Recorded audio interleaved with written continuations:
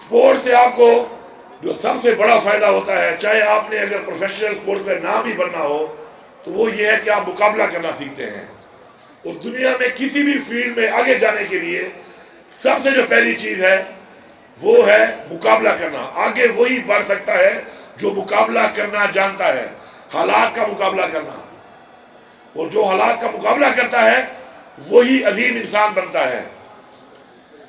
اور سپورٹس میں تو ظاہری بات ہے، چونکہ آپ کا مقابلہ آمنے سامنے ہوتا ہے، تو وہ ایک مشہور تاریخی بات ہے کہ جو ایک جائنٹ سے آپ کا مقابلہ ہو، تو وہ کہا گیا، وہ جائنٹ کا جو مقابلہ تھا تو کہا گیا کہ he is so big you cannot hit him. تو جواب دیا اگلے نے کہ he is so big I cannot miss him. تو آپ نے یہ سوچنا ہے کہ جتنا بڑا مقابلہ ہوگا اس مقابلے کو جیت کے اتنا ہی بڑا آپ کا نام ہوگا. اور اس سوچ سے جب آپ آگے بڑھیں گے، چاہے تعلیم کے معاملے میں ہو، چاہے وہ سپورٹس یا کسی بھی آپ کا کوئی بھی آپ کا جو بھی پروفیشن ہے اس کے اندر، تو آپ ترقی کریں گے. مجھے فخر ہے اس بات کے اوپر کہ ہمارے صوبے نے ہمیشہ پاکستان کا نام روشن کرنے کے لیے سپورٹس کے میدان میں اپنا لوہا منوایا ہے. اور یاد رکھیں، دنیا کے جو بھی کامیاب لوگ ہیں ان میں بہت سے لوگ ایسے ہیں کہ جو گولڈن سپون کے ساتھ پیدا نہیں ہوئے تھے. انہوں نے اپنی محنت سے، لگن سے مقابلہ کر کے اپنے آپ کو بنوایا ہے. میں آپ کو، چونکہ میں خود سپورٹس میں رہا ہوں، میں سکواش کی مثال لیتا ہوں.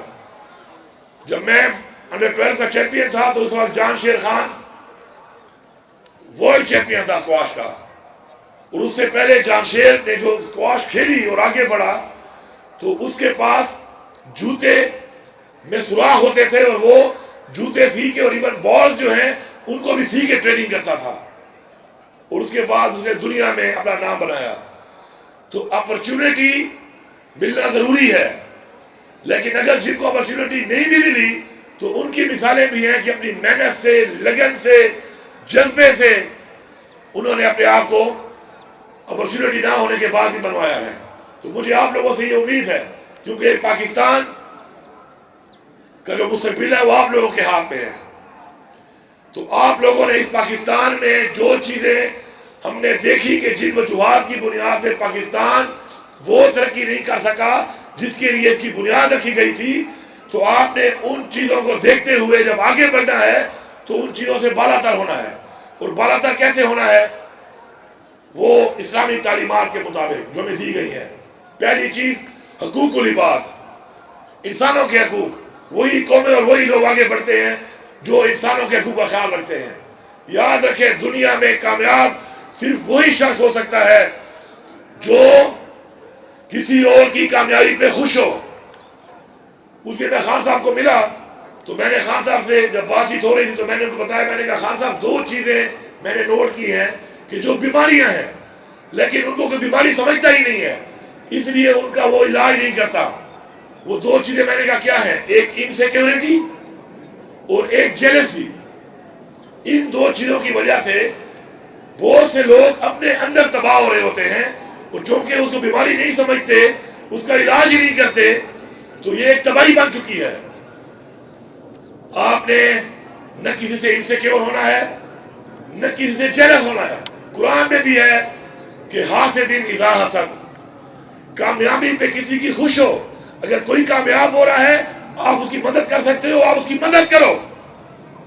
ایسے لوگ اگر خود کچھ نہ بنے تو کم از کم کنگ میکر بن جاتے ہیں. تو کنگ میکر تو بن سکتے ہیں آپ اس طرح صرف نیت اور سوچ کے ساتھ. تو مجھے پوری آپ سے امید ہے انشاءاللہ. اور آپ دیکھیں کہ جو بھی دنیا میں کامیاب لوگ ہیں وہ ضرور سپورٹس مین، کسی نہ کسی سپورٹس میں، یا وہ ایکسرسائز کرتے ہیں، سپورٹس کھیلتے ہیں. اب دیکھیں عمران خان اس وقت پوری ریاست مخالف ہونے کے باوجود مقابلہ کر رہا ہے، کیونکہ وہ مقابلہ کرنا جانتا ہے. اور مقابلہ کس کے لیے کر رہا ہے؟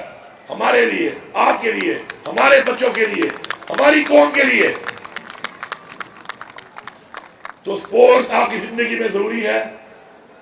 مجھے پوری امید ہے کہ انشاءاللہ یہ جو اس طرح کے ایونٹس ہیں یہ آپ کو اپرچونٹی دیں گے آگے بڑھنے کی.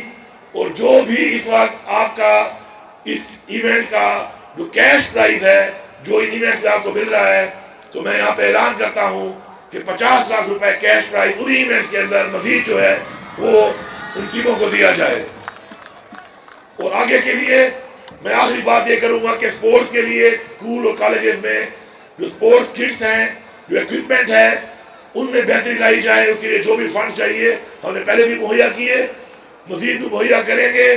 آج جب مجھے پتا چلا کہ آج یہ ایونٹ ہے تو صبح میں جب سوچا سپورٹس کے بارے میں، اسکول لائف کے بارے میں، تو میں میرا خان کو بتا رہا تھا کہ ہمارا، چونکہ میں تو سرکاری اسکول میں نہیں تھا، سینٹ تھیریس ہائی اسکول سے میں پڑھا، تو وہاں پر جو ہماری وہ فٹ بال ہوتی تھی نا، ایک ہی فٹ بال تھی، تو ایک تو اس کو پتہ نہیں کتنے پنچر لگے ہوئے تھے۔ تو ہمارا ایک کلاس فیلو تھا جو سائٹ میں یہاں تھا، نور کامل اس کا نام تھا، اور بعد میں ایف سی میں چلا گیا، ابھی بھی میرے خیال میں ایف سی میں ہے وہ۔ تو وہ فٹ بال اٹھا کے یہاں رکھ لیتا تھا، فٹ بال بھی ایک ہی، اوپر سے نور کامل کے حوالے ایک ہی فٹ بال، اور کہتا تھا تم کھیلو گے، تم کھیلو گے، تم نہیں کھیلو گے۔ تو مہربانی کرو، ایسے نور کامل آج بھی گھوم رہے ہیں، زیادہ فٹ بالیں دو، زیادہ سامان دو، تاکہ ہر ایک کو کھیلنے کا موقع ملے۔ کوئی نور کامل جو ہے فیصلہ نہ کرے فٹ بال ہاتھ میں لے کر کہ جی کون کھیلے گا اور کون نہیں کھیلے گا۔ تو اس کے لیے انشاءاللہ فنڈ بھی بہت ہیں۔